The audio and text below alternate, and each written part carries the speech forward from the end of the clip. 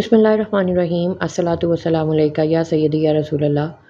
Students, सबसे पहले हम क्लास 9th का बायोलॉजी का chapter number 1 introduction to biology cover करने जा रहे हैं। और इस लेक्चर का फ़ायदा आपको ये है कि अगर आप इस पूरे वाइट बोर्ड का एक स्क्रीनशॉट ले लेते हैं तो ये तकरीबन आपके नोट्स हैं। जब भी आप अगर अपना जब चैप्टर याद कर लेंगे, ये समझ लेंगे, अंडरस्टैंड कर लेंगे, आपको रिवीजन में ये पॉइंट्स और एक समराइजेशन बहुत आसान हो जाएगी। 15 मिनट के अंदर आपको जो ये पूरा इंट्रोडक्शन टू बायोलॉजी है मैं कवर करवाने की कोशिश करती हूँ। तो सबसे पहले मैं आपको ये बताऊँ कि व्हाट इज़ साइंस। साइंस ये है कि कुछ भी लॉजिकल रीज़निंग से समझ कर काम करना। एंशिएंट टाइम्स में, पुराने वक्तों में क्या होता था कि इतना नॉलेज एक्सटेंसिव नहीं था, मल्टीपल ब्रांचेस नहीं थी। हर चीज़ जो कि सोच समझ से की जाती थी अंडर वन हेडिंग आती थी जिसको आप साइंस कहते थे। लेकिन with the passage of time science ने इस कदर तरक्की की है कि उसकी मल्टीपल ब्रांचेस बन चुकी हैं। One of them is biology और अदर कौन कौन सी हैं, जैसे फ़िज़िक्स हो गई, मैथ हो गया, ये केमिस्ट्री, ये सब जो हैं एक्सटेंसिव आगे से ब्रांचेस हैं साइंस की। तो हम अपने इंट्रोडक्शन टू बायोलॉजी में बायोलॉजी को कवर कर रहे हैं। तो वर्ड बायोलॉजी को देख लेते हैं। ये देखें, वर्ड बायोलॉजी दो वो ग्रीक वर्ड से मिलकर बना है। One of them is BIOS and other this logos. BIOS and logos. BIOS का मतलब है लाइफ यानी ज़िंदगी, और लोगोस का मतलब है थॉट और रीज़निंग, यानी कि एक रीज़न के थ्रू ज़िंदगी का मकसद समझना, उसकी वर्किंग प्रोसेस समझना। हम सब ये जो है एक्सटेंसिवली कवर करेंगे अपनी बायोलॉजी में। ओके, अब बायोलॉजी जो है खुद एक एक्सटेंसिव ब्रांच है साइंस की, तो उसको डिफरेंट डिवीजन्स में, डिफरेंट ब्रांचेस में डिवाइड किया गया है। तो सबसे पहले अगर हम उसकी डिवीजन्स देखें तो वो हमारे पास 3 डिवीजन्स आ रही हैं। One of them is zoology, botany and microbiology. जैसा कि ज़ूलॉजी के नाम से ज़ाहिर है कि इसमें एक वर्ड ज़ू आया है। ठीक हो गया, ज़ू आया है। तो ज़ू में आप जब भी आप स्टूडेंट्स जो हैं, बच्चे जो हैं जाते हैं तो there are animals present in the zoo. तो उससे आपने याद रखना है कि ये एनिमल्स की स्टडी को, लॉगी जो है वो स्टडीज़ के मानी में, रीजनिंग थॉट के मानी में आ जाता है। तो एनिमल्स की स्टडी जो है वो हम ज़ूलॉजी के अंडर करेंगे, जितने भी एनिमल्स होंगे। उसके बाद बॉटनी है, बोटानिकल गार्डन से आपने याद रखना है, और इसमें आप सारे प्लांट्स की स्टडी करते हैं। देन हमारे पास माइक्रोबायोलॉजी आ जाती है, इसमें माइक्रो ऑर्गेनिज़म्स की स्टडी है। और micro organisms for example bacteria, इसकी स्टडी जब आप एक्सटेंसिवली करते हो कि उसका लाइफ प्रोसेस क्या है, ये कैसे काम करता है, इसका कितना लाइफ पीरियड है, इस तरह की जो स्टडी होगी वो अंडर आप माइक्रोबायोलॉजी करोगे। अब आपने ये तीनों डिवीजन्स कवर कर ली, उसके बाद आ जाते हैं ब्रांचेस की तरफ। ब्रांचेस में हमारे पास ऑलमोस्ट 16 ब्रांचेस मौजूद हैं बायोलॉजी की। सबसे पहले हमारे पास मॉर्फोलॉजी आ रही है। मॉर्फोलॉजी जो है उसमें आप स्टडी करते हो स्ट्रक्चर,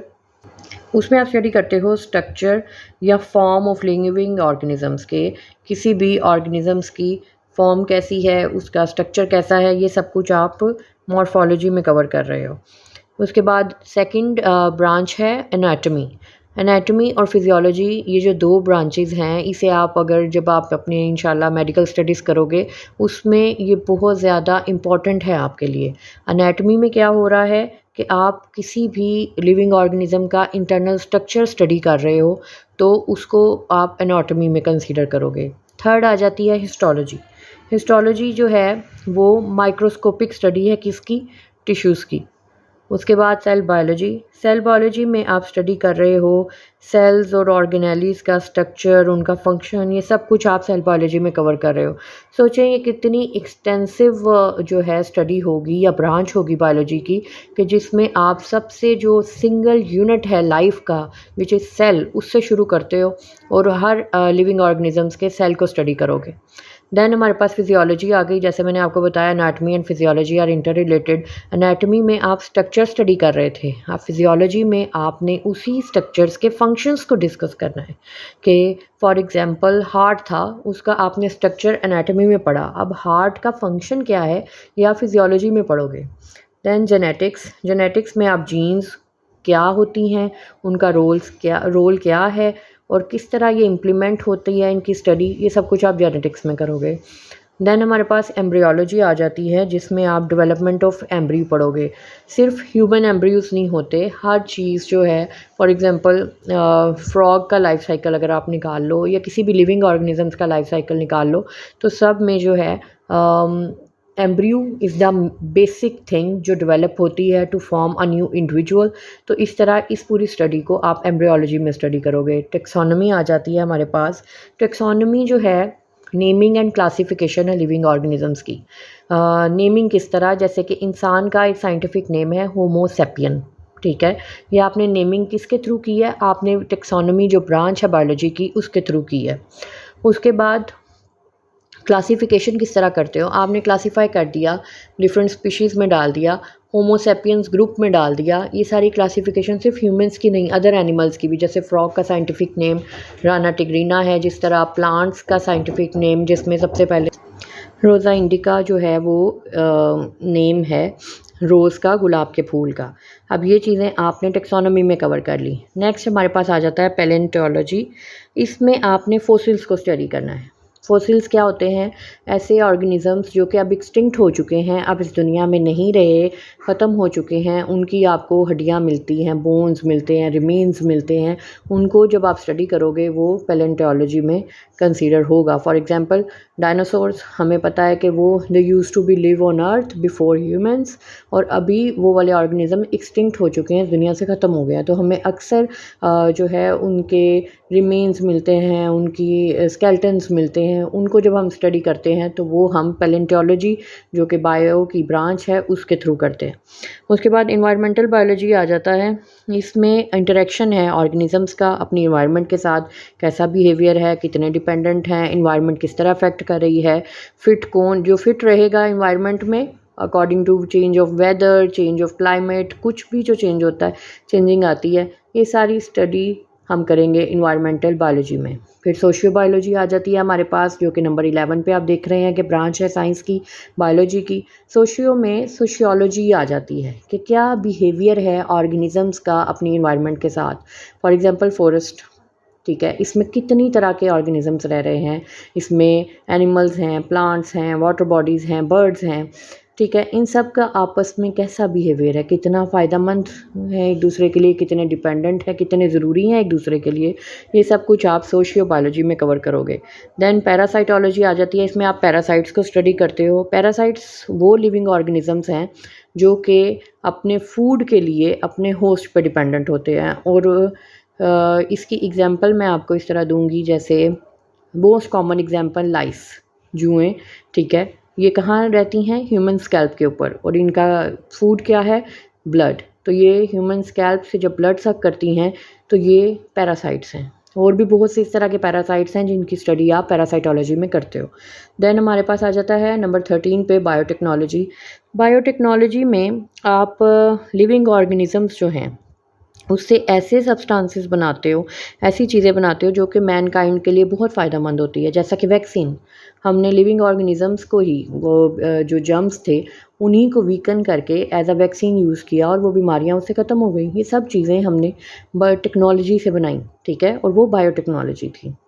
देन नंबर 14 पे हमारे पास इम्यूनोलॉजी आ रहा है। उसमें आप देखें हमने इम्यून सिस्टम को स्टडी करना है, क्या चीज़ें इम्यून सिस्टम को वीक करती हैं, क्या चीज़ें उसको स्ट्रॉन्ग करती हैं, और ये सारी बेटरमेंट आप इम्यूनोलॉजी में पढ़ सकते हो। नंबर 15 पे है एंटोमोलॉजी, जिसमें आप इंसेक्ट्स को थॉरली स्टडी करते हो। देन हमारे पास आ गया फार्माकोलॉजी। फार्माकोलॉजी में आप जितनी भी मेडिसिन्स हैं या ड्रग्स हैं जिनका उनको स्टडी करते हो, उनका अफेक्ट किस तरह हो रहा है किसी डिज़ीज़ के ऊपर या ह्यूमन बॉडी के ऊपर, या फार्माकोलॉजी में स्टडी कर रहे हो, राइट। तो अब आपने 3 डिवीजन्स और 16 ब्रांचेस जो हैं बायोलॉजी की वो देख ली हैं कि क्या हैं, उनके नाम क्या हैं और उनका वर्किंग क्या है। अब आपको इसकी समझ लग गई होगी। अब हम रिलेशनशिप स्टडी करने लगे हैं बायोलॉजी का विद अदर साइंसेज, जैसे कि फ़िज़िक्स है, मैथ है, ज्योग्राफी है और इकोनॉमिक्स है। तो सबसे पहले अगर आप बायोफिज़िक्स को देखो तो इसमें जो फ़िज़िक्स के लॉज हैं वो इम्प्लाई होते हैं बायोलॉजी में, जैसा कि लीवर एक फ़िज़िक्स का उसका एक तरीका है, एक टेक्निक है लीवर की वर्किंग की। सेम उसी तरह है जिस तरह एनिमल के लिम्ब काम करते हैं। तो बायोफिज़िक्स आपस में इंटर रिलेट कर गई। देन बायोमैथमेटिक्स है, जब भी आपने किसी जो ऑब्जर्वेशन है या हाइपोथेसिस है उसको कंसीडर करना होता है तो उसके लिए आपको मैथमेटिकल एक्सप्रेशंस, फार्मूलाज, उसकी कैलकुलेशंस के लिए डाटा गैदरिंग के लिए चाहिए, वो चीज़ आपने बायोमैथमेटिक्स से कर ली। देन हमारे पास आ गया बायोजियोग्राफी। बायोजियोग्राफी में आपने जितने भी जियोग्राफिकल रूल्स हैं वो अप्लाई कर लिए। तो आपने और वो रूल्स किस तरह होंगे कि डिफरेंट डिस्ट्रीब्यूशन किस तरह है कि डिफरेंट स्पीशीज़ की लिविंग ऑर्गेनिजम्स के साथ इन डिफरेंट जियोग्राफिकल रीजन्स, ये चीज़ें आपने इसमें कवर कर ली। उसके बाद नंबर 4 पे हमारे पास आ जाता है बायो इकोनॉमिक्स, और वो उसमें आप करते हैं ऑर्गेनिजम्स की study economical point of view से। जैसा कि इकोनॉमिकल पॉइंट ऑफ व्यू क्या है, कॉस्ट वैल्यू, प्रॉफिट वैल्यू निकाला आपने वीट का कि वो कितना यील्ड कर रहा है, कितना फ़ायदा दे रहा है। ये 4 चीज़ें हैं जिसमें आप बताते हैं कि बायोलॉजी इस तरह दूसरी साइंसेस से रिलेटेड है। दैन हमारे पास आ जाता है कैरियर्स इन बायोलॉजी, बहुत इंपॉर्टेंट है। सबसे पहला कैरियर है मेडिसिन और सर्जरी। क्या मेडिसिन में आप जो है डिजीज़ को स्टडी करते हो और उनके ट्रीटमेंट निकालते हो। सर्जरी में आप जो भी डिज़ीज़ है अगर वो किसी पार्ट को अफेक्ट कर रही है तो मे बी वो पार्ट आपने रिपेयर करना है, रिप्लेस करना है, रिमूव करना है, ये सब कुछ आप सर्जरी में जो है स्टडी करोगे। मेडिसिन से आप मेडिकल स्पेशलिस्ट बन सकते हो, सर्जरी की स्टडी से आप सर्जन बन सकते हो, और ये एक आपका अच्छा कैरियर है बायोलॉजी में। देन फिशरीज़ आ जाती हैं, इसमें आप स्टडी करते हो कि फ़िश प्रोडक्शन को किस तरह इन्हेंस किया जाता है, ठीक है। एनिमल हस्बेंड्री आ जाती है, उसमें ये जो डोमेस्टिक एनिमल्स हैं जो घर में हमारे पालतू जानवर होते हैं उनकी केयर, उनकी ब्रीडिंग आ जाती है, और ये बड़ी एक एक्सटेंसिव कैरियर है, एक अच्छा कैरियर है। Because as you know across the world हर हाउस होल्ड में almost there are domestic animals and people need to have advice related to their care, their breeding, and you are the one who will be giving the answers. So it's a good career in biology. Then हमारे पास आ जाता है agriculture. Agriculture आपको पता है पाकिस्तान एक agricultural land है, और वो प्रोफेशनल्स जो कि इसमें महारत रखते होंगे वो हेल्प कर सकते हैं इस तरह सोर्सेज ऑफ फूड को बढ़ाने में, प्रोडक्शन ऑफ क्रॉप्स को बढ़ाने में, राइट। देन हमारे पास हॉर्टिकल्चर आ जाता है, वो है गार्डनिंग की आर्ट। जितनी नर्सरीज़ हैं हर घर में, अगर हमें थोड़ी से भी प्लांट्स लगाने हैं, we go to the nursery, buy seeds और buy the already bloomed plants. तो ये सब कुछ भी आप हॉर्टिकल्चर में पढ़ रहे हो। उसके बाद फार्मिंग आ जाती है, डिफरेंट किस्म के फार्म्स होते हैं, शीप फार्म्स होते हैं, कैटल फार्म्स होते हैं, उनकी इन्हेंसिंग, उनको मेंटेन करना, उनकी डेवलपमेंट करना, ये सब फार्मिंग में पढ़ोगे। फॉरेस्ट्री, इस तरह आप जो ये फॉरेस्ट के प्रोफेशनल्स होते हैं या फॉरेस्ट ऑफिसर्स होते हैं ये मेंटेन करते हैं एक फॉरेस्ट की इन्वायरमेंट को। और अगर जिस तरह ये ग्रीन हाउस इफेक्ट ज़्यादा होता जा रहा है, ओजोन लेयर डिप्लीट होती जा रही है, फॉरेस्ट कम होते जा रहे हैं, तो हम इस तरह के जो इंडिविजुअल्स हैं जो फॉरेस्ट्री में महारत रखते हैं वो गवर्नमेंट वाले प्रोफेशनल्स को ये भी बता सकते हैं कि किस तरह आर्टिफिशियल फॉरेस्ट ग्रो करवाए जाएं और इस जो एक लैक आ रहा है फॉरेस्ट्री में उसको कवर किया जाए। देन अगेन हमारे पास बायोटेक्नोलॉजी आ गई है। बायोटेक्नोलॉजी में स्टडी करते हो, वर्क करते हो प्रोडक्शन ऑफ यूज़फुल प्रोडक्ट्स पे, माइक्रो ऑर्गेनिज्म से, यानी कि वैक्सीन्स वगैरह बनाते हो।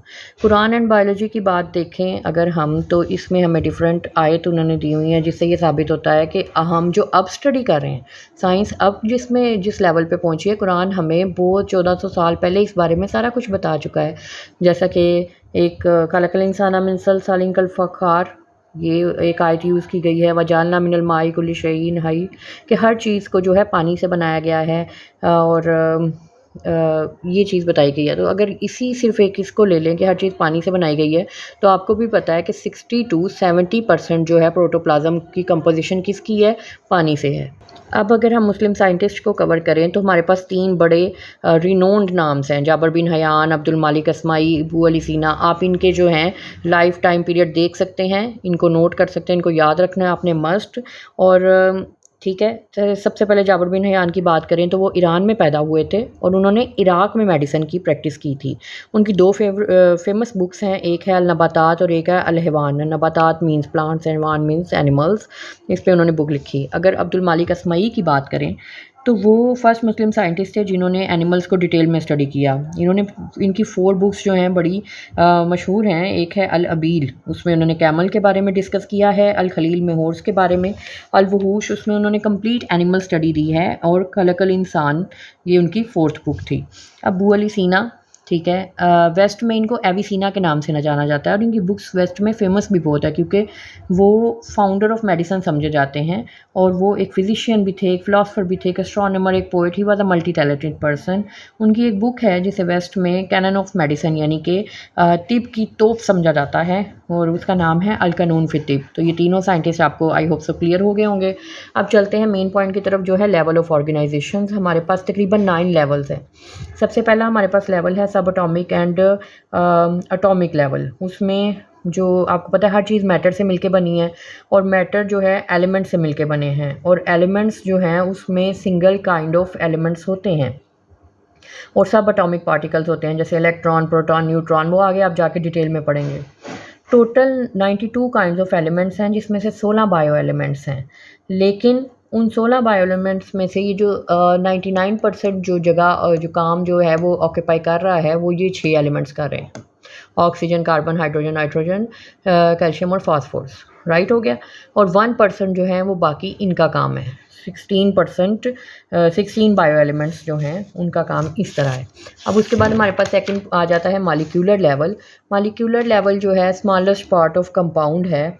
मॉलिक्यूल जो है उसमें सारी प्रॉपर्टीज़ होती हैं एक कंपाउंड की, ठीक है। और डिफरेंट तरह के बायो मॉलिक्यूल्स जब मिलते हैं तो वो मॉलिक्यूलर लेवल बनाते हैं। ये क्लियर हो गया। थर्ड नंबर पे हमारे पास सेल लेवल आ जाता है। बायोमॉलिक्यूल्स जो हैं असेंबल करते हैं, जब मिलते हैं एक पर्टिकुलर वे में तो वो ऑर्गेनेलीज बनाते हैं। बायोमॉलिक्यूल एक असेंबल करके ऑर्गेनेली बनाते हैं। इसकी एग्जांपल आप फॉर एग्जांपल एक सेल है की एग्जांपल आप माइटोकॉन्ड्रिया से ले लें। जैसे सेल में माइटोकॉन्ड्रिया एक स्पेशल फंक्शन है, इसे power house of the cell कहा जाता है, राइट हो गया। उसके बाद सेल जब आपस में ऑर्गेनाइज होंगे ग्रुप्स में तो वो बनाएंगे tissue level. The fourth point, वो अब ये टिश्यू लेवल बना रहे हैं और इन सब का काम है एक कॉमन फंक्शन परफॉर्म करना। टिश्यू लेवल के बाद हमारे पास organ and organ system level आ जाता है। हायर जो मल्टी सेलुलर ऑर्गेनिजम्स हैं मोर देन उसमें एक से ज़्यादा टाइप ऑफ टिश्यूज़ होते हैं और उनके एक ही तरह के काम होते हैं जैसा कि ऑर्गन, और वो फिर ऑर्गन बनाते हैं। ऑर्गन में सबसे पहले आ जाता है स्टमक की एग्जांपल ले लें। स्टमक का काम क्या है कि इसने फूड को डाइजेस्ट करना है, ठीक है। अब जब बहुत ज़्यादा 2-3 तरह के या 4 तरह के या बहुत तरह के ऑर्गन जब इकट्ठे मिलकर एक तरह का काम करें तो वो ऑर्गन सिस्टम लेवल बनाते हैं।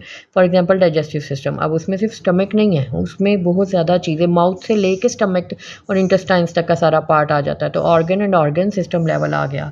ये ऑर्गन और organ system level individual level बनाएगा, मतलब एक ह्यूमन बना देगा। ह्यूमन जब अपनी और तरह के ह्यूमन्स के साथ रहेगा तो वो पॉपुलेशन लेवल बना देगा। पॉपुलेशन जब अपनी कम्युनिटी में और दूसरी तरह के लोगों के साथ, जो लिविंग ऑर्गेनिजम्स के साथ जो है कंबाइन करेगा, सोशल बिहेवियर शो करेगा, वो कम्युनिटी लेवल आ जाएगा। और लास्ट में आ जाता है बायोस्फीयर लेवल। तो इस सारी डिफरेंट पॉपुलेशंस जब एक दूसरे के साथ इंटरेक्ट कर रही होती हैं एक सेम इन्वायरमेंट में तो वो कम्युनिटी लेवल से बायोस्फीयर लेवल में चली जाती हैं। और ये अर्थ का वो पार्ट है जो ऑर्गेनिजम्स को इनहिबिट करता है, कम्युनिटीज़ को बनाता है। इसे आप कहते हो zone of life on earth. तो इस तरह आपने ऑलमोस्ट 15 मिनट्स में अपना बायोलॉजी का जो फर्स्ट चैप्टर है वो कवर कर लिया है। जहाँ से समझ ना लगे वहाँ से रिपीट करके दोबारा देख लें, इसका एक स्क्रीनशॉट ले लें, इसके नोट्स बना लें। बहुत आसान है, कोई मुश्किल चीज़ नहीं है इसमें।